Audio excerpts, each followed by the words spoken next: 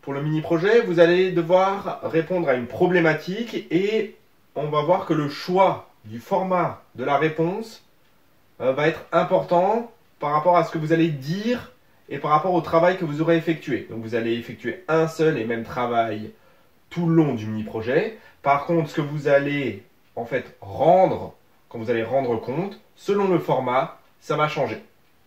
Donc ça, c'est tout à fait normal. Donc, premier format qu'on va vous demander, une réponse écrite. Pour cette réponse écrite, il faudra forcément que ce soit transmis par voie numérique. Donc, par contre, on vous laisse deux possibilités. Soit vous faites une synthèse sur un maximum de 2 pages, et sur les 2 pages, il faut qu'il y ait le tableau avec les valeurs plus le graphique et l'exploitation.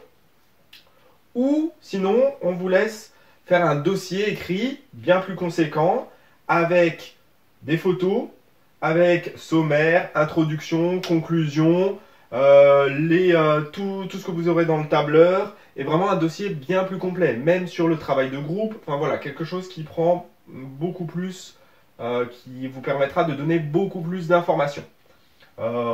Quel que soit le choix, ce n'est pas parce qu'on travaille sur quelque chose qui fait seulement 2 pages que le travail est forcément plus facile.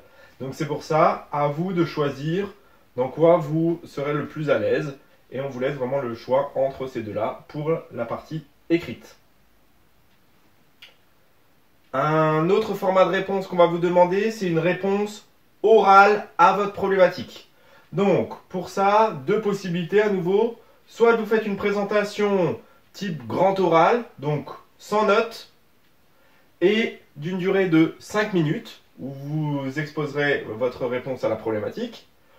Ou sinon, une présentation plus classique avec un support, exemple un PowerPoint. Et dans ce cas-là, par contre, il va falloir faire une présentation de 10 minutes. Donc, je n'ai pas précisé sans notes, mais ça veut dire que vous avez le droit à quelques mots-clés écrits sur un brouillon pour une présentation plus classique. Voilà pour la partie réponse orale. Un autre format encore pour la réponse à la problématique, cette fois-ci une réponse enregistrée.